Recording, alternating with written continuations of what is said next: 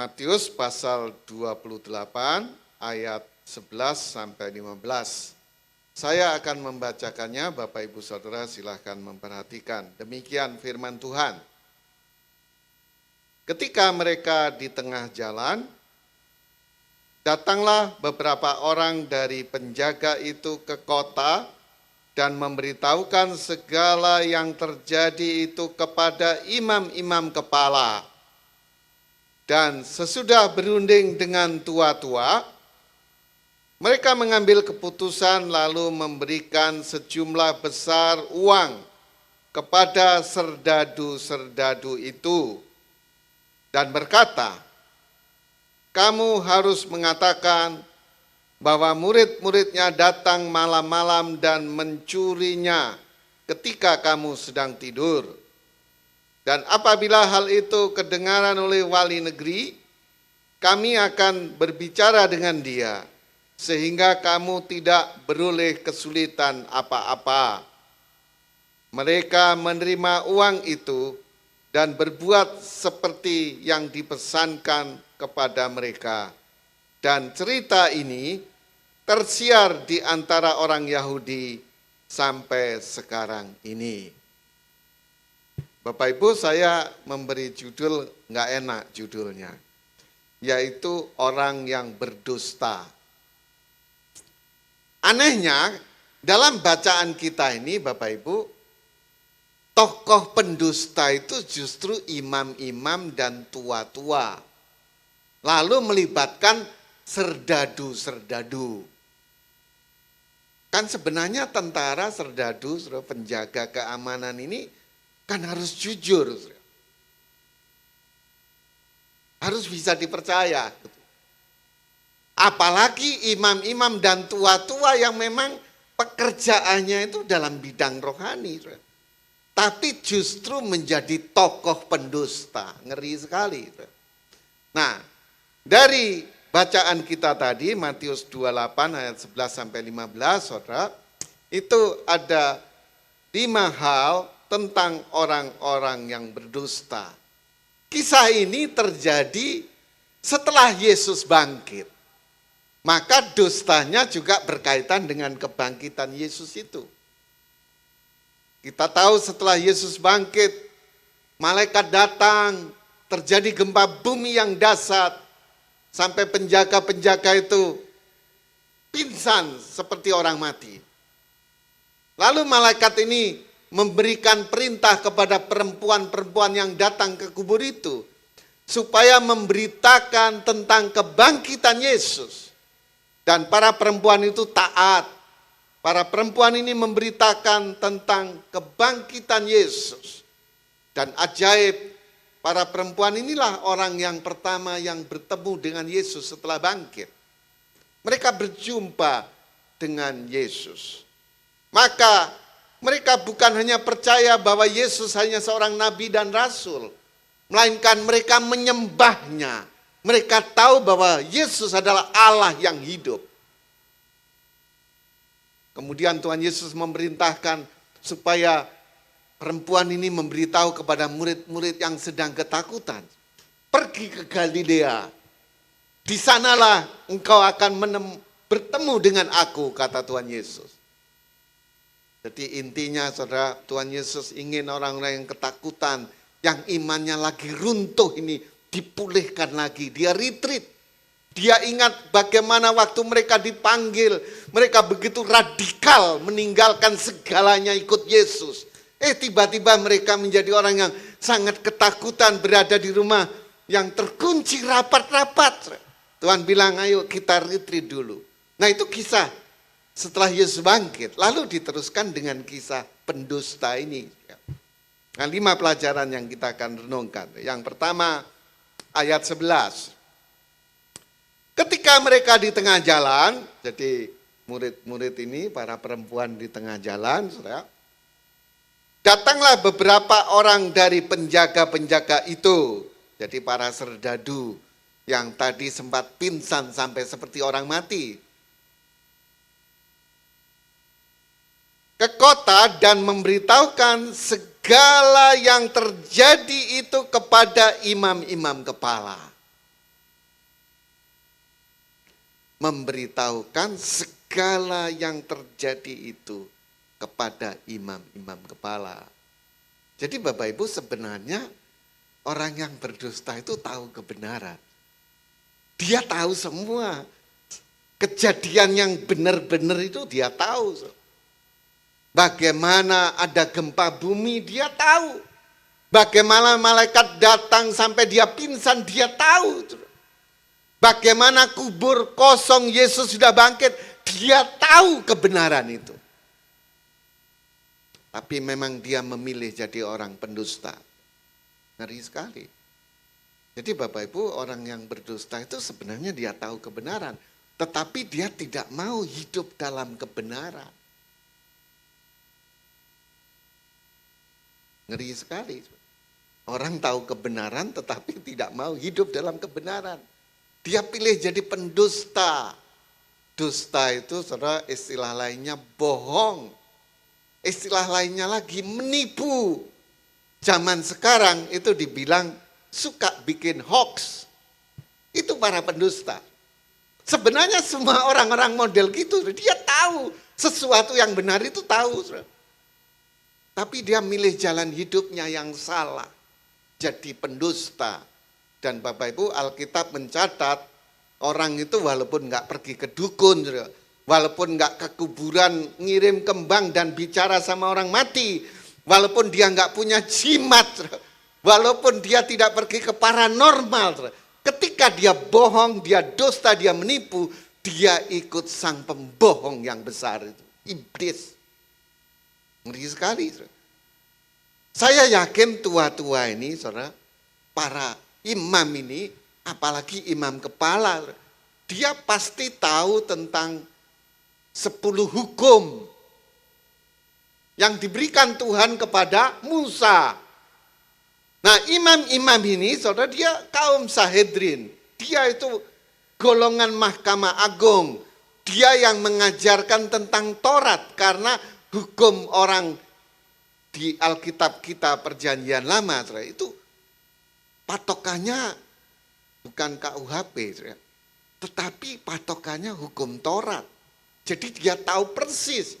Nah, salah satu 10 hukum itu mengatakan, jangan kamu menjadi saksi dusta, yang biasanya kita dengar singkatannya saja, ringkasannya. Jangan berdusta. Dia tahu, tapi mereka sengaja berdusta. Ngeri sekali.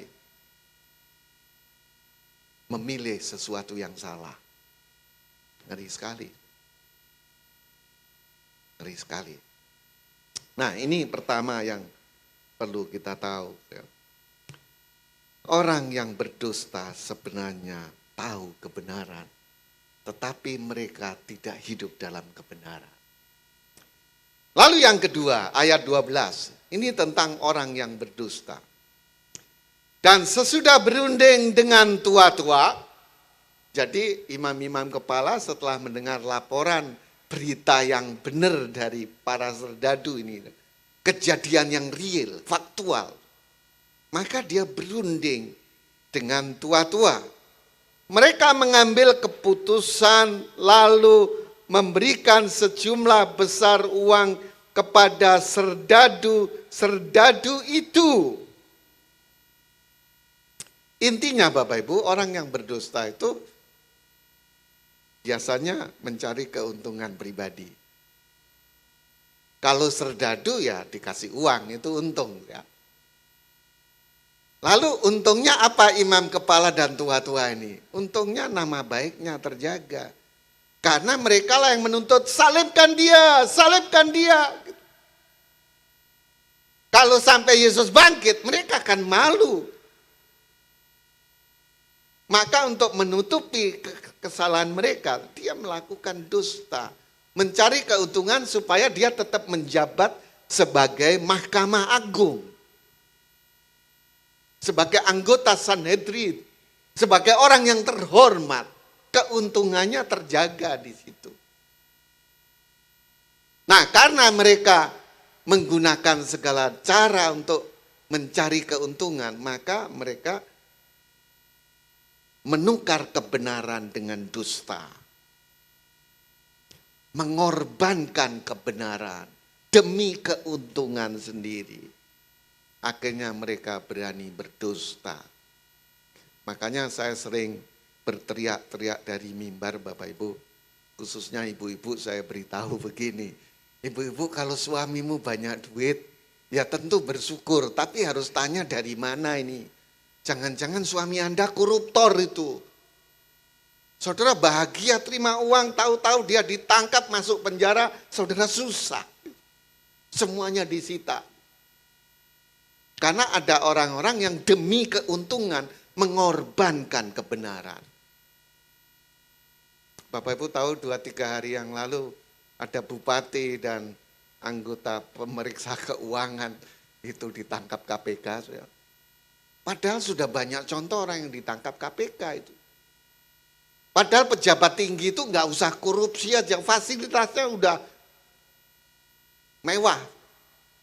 Karena saya punya mertua, dia polisi. Memang dia pejabat, tapi saya lihat dia lurus. Kalau nggak lurus saya nggak mau sama anaknya. Masa saya nikah sama anak polisi yang korupsi, tukang meres, nggak mau saya. Tapi karena mertua saya ini lurus. Kenapa? Dia takut Tuhan yang pertama. Yang kedua, lurus saja udah cukup kok, mobil dikasih. Walaupun inventaris. Tapi kan pakai mobil justru inventaris seneng. Karena apa? Karena ke bengkel pun dibayari pemerintah. Bensinnya pun dibayari pemerintah. Jadi nggak usah korupsi, ke pejabat itu sudah bergelimang dengan kemewahan. Beras dikasih tiap bulan. Gimana kurang? Ngapain korupsi lagi gitu? Ngeri. Sebenarnya para Sanhedrin ini tua-tua dan imam-imam kepala ini nggak usah bohong-bohong. Mereka itu sudah nyaman. Tetapi karena ingin mempertahankan kekuasaan, ingin mempertahankan nama baik, dia rela mengorbankan kebenaran demi keuntungan pribadi. Tapi banyak orang yang dirugikan karena tertipu. Itu yang kedua. Mencari keuntungan pribadi. Ngeri, padahal tokoh agama ini. Menurut saya tokoh agama itu harus bersih. Saya yakin berkat Tuhan juga bersih kok. Kalau dia bersih nggak mungkin lah lapar gitu. Masa jemaatnya makan, pendetanya nggak makan gitu. Jadi Bapak Ibu kalau tokoh agama itu nggak benar sebenarnya gampang. Dia mengajarkan kebenaran, dia sendiri hidupnya nggak benar. Itu berarti nggak benar. Dia ngajar mengandalkan Tuhan, tapi dia mengandalkan utang-utang. Mengandalkan yang lain. Padahal firman Tuhan sangat jelas, diberkatilah orang yang mengandalkan Tuhan. Jadi jemaat seharusnya juga menolong pendeta. Kalau ada pendeta mau pinjem duit ya diberitahu, Pak, kenapa kita nggak berdoa aja. Bapak kan tukang numpangin tangan orang. Kalau utangnya banyak nanti yang ditumpangi tambah bangkrut itu gitu ya kan. Jadi Bapak Ibu nolong hamba Tuhan supaya hamba Tuhan nggak punya utang gitu ya kan. Saya dengan istri itu udah komitmen nggak mau punya utang. Ya. Jadi Bapak Ibu bahkan waktu pacaran itu saya kayak ngancam gitu. Kalau saya punya istri suka utang, saya buang ke sungai. Saya bilang. Orang yang suka utang, saudara, walaupun cantik itu wajahnya itu kelihatan wajah utang. Itu kelihatannya ngeri ya. Jangan mengorbankan kebenaran demi keuntungan pribadi. Sebenarnya kita orang percaya itu harus berusaha keuntungan orang banyak, bukan pribadi. Itu yang kedua. Lalu yang ketiga, ayat 13, tentang orang yang berdusta. Dan berkata, kamu harus mengatakan bahwa murid-muridnya datang malam-malam dan mencurinya ketika kamu sedang tidur. Intinya Bapak Ibu, orang yang berdusta itu pasti tidak sesuai dengan fakta. Yang dibicarakan, yang dilakukan pasti tidak sesuai dengan fakta. Orang namanya bohong. Jadi fakta sebenarnya Yesus sudah bangkit. Dia tahu ada gempa bumi, dia tahu kuburan kosong. Tetapi imam-imam ini mengajari, beritahu, kamu tidur, murid-muridnya mencuri. Memutarbalikkan fakta, tidak sesuai dengan fakta. Padahal kalau orang Kristen diajarkan oleh Tuhan Yesus itu sederhana. Kalau ya, ya, kalau tidak, tidak. Lebih dari itu berasal dari si jahat gitu. Ada orang tanya gini, yes or no? Or gitu. Kok jawabannya or? Nggak jelas itu ya kan.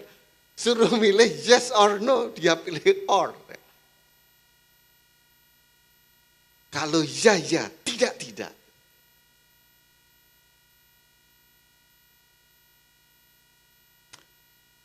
Waktu anak-anak saya masih kecil ya, masih berkumpul, sekarang udah pada nikah. Ya.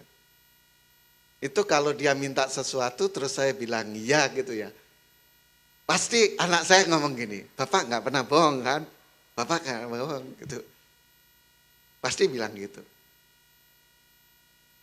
Ya enggak lah. Masa Bapak bohong? Gitu. Karena anak ingin diyakinkan ya. Bapak nggak pernah bohong kan? Gitu. Saudara, faktanya Yesus tidak dicuri. Tapi imam-imam ini bilang beritahu dicuri. Jadi dusta itu penuh rekayasa yang enggak, yang aneh-aneh, yang tidak masuk akal.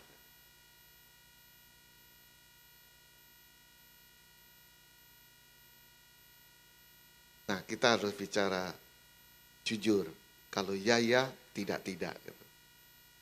Kalau suruh bohong, jangan mau. Apapun yang terjadi. Itu yang ketiga. Lalu yang keempat, ayat 14. Dan apabila hal ini kedengaran oleh wali negeri, kami akan berbicara dengan dia sehingga kamu tidak beroleh kesulitan apa-apa. Jadi intinya Bapak Ibu, orang yang bohong itu selalu cari aman gitu. Makanya orang yang ngajak bohong dia memberi jaminan itu. Padahal dia itu pengaman.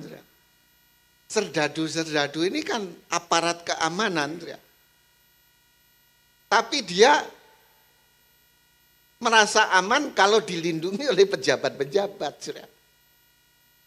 Karena rupanya serdadu-serdadu ini itu orang-orang Romawi yang memang waktu itu belum percaya Tuhan. Walaupun di sini kalau Bapak Ibu perhatikan, yang datang ke imam-imam kepala itu bukan semua yang jaga itu loh.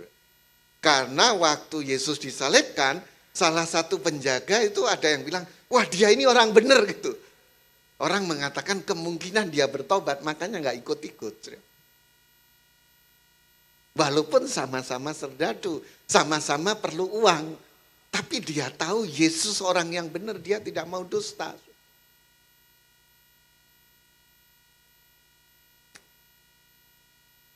Padahal keamanan itu kalau kita percaya sama Tuhan, ya, perlindungan Tuhan itu sempurna Bapak Ibu. Firman Tuhan mengatakan bahwa mata Tuhan itu tertuju kepada orang benar gitu. Nah Bapak Ibu, kalau kita lihat di TV ya, ada penyanyi yang disorot oleh lampu khusus gitu ya. Bapak Ibu tahu ya, itu kelihatan yang lain gelap, hanya kelihatan penyanyinya itu. Itu mata Tuhan itu seperti itu Bapak Ibu, nyorot kita. Dunia ini kan penuh kegelapan Bapak Ibu. Tapi kalau hidup kita benar, kita itu disorot oleh Tuhan. Jadi kelihatan terus gitu.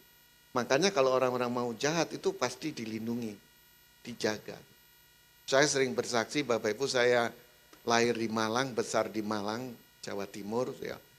Saya masuk Jakarta itu tahun 1976. Sampai sekarang udah puluhan tahun tentu ya. Tapi saya tidak pernah kecopetan sekali saja, tidak benar. Ditodong 3 kali, tapi 1 sen pun nggak ada yang diambil Bapak Ibu. Saya ingat waktu pertama kali ditodong saya lagi naik motor ya. Itu di Blok M, di perempatan, jadi tukang koran sama tukang rokok itu zaman dulu kan masih ada itu. Saya lagi berhenti itu ditodong. Padahal banyak orang lihat. Saya bilang, karena logatnya logat orang Batak gitu. Saya bilang, Bang, di pinggir jalan aja Bang, jangan di tengah, saya minggir. Saya minggir. Terus saya digiring minggir, saya tuntun motor saya. Terus saya itu spontan gini, maaf Bang, ini ada orang Batak ya. Saya dibentak. Ya kenapa? Saya hamba Tuhan Bang. Oh maaf Pak Pendeta, kabur. Jangan kabur Bang gitu. Saya panggil Bang, ayo Bang tak doain Bang gitu. Terus datang saya doain. Malu-maluin orang Batak, malu-maluin orang Kristen. Anda nodong pendeta, dosa itu. Dia minta ampun Pak, minta ampun. Minta ampun Amang. Udah minta ampun sama Tuhan. Tuhan mengasihi Anda.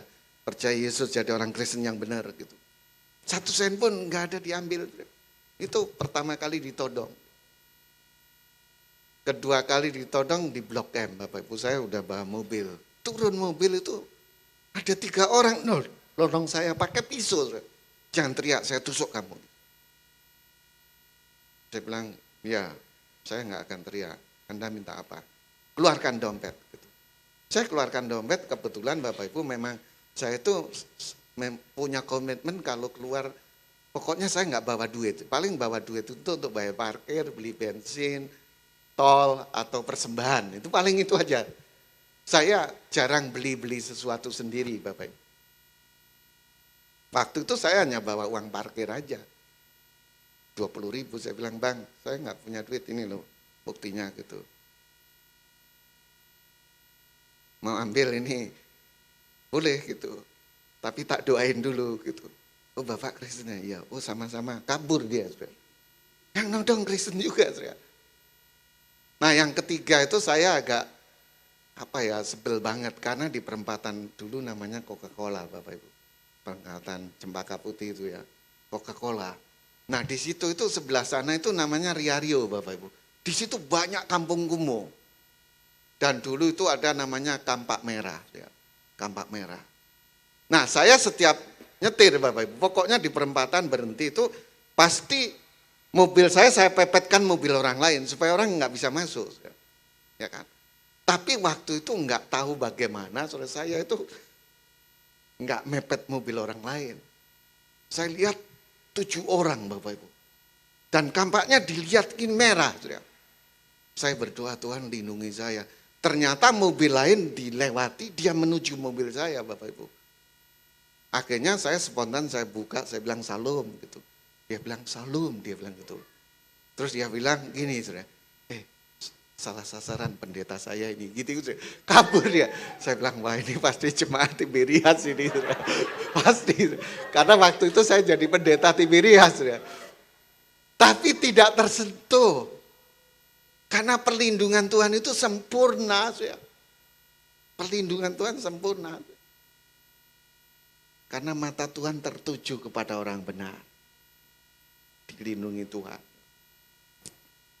Makanya jangan cari aman dari dunia ini Bapak Ibu. Di tangan Tuhan kita aman. Nah orang-orang yang berdusta ini sudah cari aman kepada pejabat. Ya. Karena Mahkamah Agung itu pejabat, Sanhedrin itu pejabat. Padahal serdadu ini adalah aparat keamanan. Tapi cari amannya bukan kepada kebenaran, tetapi kepada dusta. Ngeri sekali. Nah kemudian yang terakhir, ayat 15. Mereka menerima uang itu dan berbuat seperti yang dipesankan kepada mereka. Dan cerita ini tersiar di antara orang Yahudi sampai sekarang. Yang dimaksud cerita ini tersiar itu bukan cerita tentang terima uang itu. Bukan tentang cerita bohong yang tentang berbuat seperti yang dipesankan itu. Tapi yang tersiar itu bahwa Yesus tidak bangkit gitu. Makanya kenapa orang Yahudi yang bertahun-tahun menunggu Mesias datang, setelah Mesias datang dia tidak percaya karena ada dusta. Ada dusta. Nah, orang Kristen pedomannya Alkitab, Bapak Ibu. Nah, menurut Alkitab, orang yang nggak percaya kebangkitan Yesus itu pendusta semua itu. Pendusta. Karena kalau kita bicara tentang orang Kristen kan harus sumbernya Kristen. Nggak boleh sumber orang lain, pasti lain itu. Ngeri sekali. Jadi intinya Bapak Ibu, orang yang berdusta mengakibatkan hal yang sangat buruk. Hal yang sangat buruk. Karena akhirnya masyarakat, bangsa, banyak orang menyebar ke seluruh dunia, mereka percaya kepada dusta itu. Kepada hoax. Kepada dusta itu. Padahal di balik semua dusta, entah kecil entah besar, ada raja pendusta, raja pembohong, itulah iblis. Sehingga dunia tentram-tentram karena ada hoax, jadi kacau balau gitu. Saya sebut namanya Bapak Ibu karena ini tersebar di media massa ya. Waktu Ibu Ratna Sarumpait ngaku digebukin orang ya, wajahnya babak belur gitu. Untung polisi jeli Bapak Ibu, akhirnya bisa menemukan fakta gitu. Kan polisi sudah ahli ya. Jam sekian di mana ini mereka tahu datanya. Ternyata dia itu operasi wajah ya. Nah menurut pengakuan dia, kenapa dia dusta ya? Kenapa dia dusta? Pengakuan dia sebenarnya dia hanya mau supaya anaknya tidak tahu gitu aja. Jadi dia itu membohongin anaknya, tujuan pertama. Tapi rupanya tersebar akhirnya sampai calon presiden pun dia mengadakan jumpa pers menceritakan tentang ibu ini yang digebukin. Yang dituduh tentu kubu yang lain. Itu kalau yang dusta ini enggak disadarkan Tuhan, pasti jadi kacau balau. Pemilu yang lalu Bapak Ibu, bisa kacau balau. Itu gara-gara dusta. Dan Ibu Ratna itu dalam kesaksian waktu wawancara dengan Deddy Kobuser, dia mengakui itu. Kan ditanya sama Deddy Kobuser, kenapa kok Ibu akhirnya ngaku gitu. Dia katakan ya saya salah, kalau saya biarkan negara ini kacau gitu. Waktu ditanya kenapa Ibu berdosa gitu. Ya pertama karena mau supaya anaknya tidak tahu kalau dia itu operasi wajah. Tapi kemudian dia mengatakan sesuatu yang bagi saya itu, wah ini Tuhan nggak diem ini. Kenapa ada? Dia bilang gini, saya tidak tahu kenapa saya harus berdusta. Dia berkali-kali ngomong gitu. Bapak Ibu lihat di YouTube itu. Saya tidak tahu kenapa saya harus berdusta. Kenapa saya harus berdusta? Rupanya di balik dusta Bapak Ibu ada roh yang besar. Yang ingin menghancurkan dunia ini. Makanya jangan sedikit pun kita berdusta karena itu membuka celah bagi roh jahat. Saya yakin kalau kita jujur kita diberkati Tuhan. Mari kita berdoa. Bapa di surga, terima kasih Tuhan, ampuni kalau kami pernah berdusta, pernah bicara yang tidak benar. Kami mau hidup jujur, hidup seperti yang Kau kehendaki Tuhan. Oleh karena itu kuduskan kami dengan kuasa darah-Mu yang kudus itu. Sehingga kami menjadi orang yang benar bukan menurut perkiraan, perasaan, pikiran kami sendiri. Tapi kami benar karena kami mengikut Tuhan. Terima kasih Bapak, berkati jemaat-Mu yang sehat, Beri kesehatan yang lebih sempurna, yang sakit Tuhan sembuhkan, yang punya masalah Tuhan berikan jalan keluar, yang punya kerinduan Tuhan kabulkan. Terima kasih Bapa.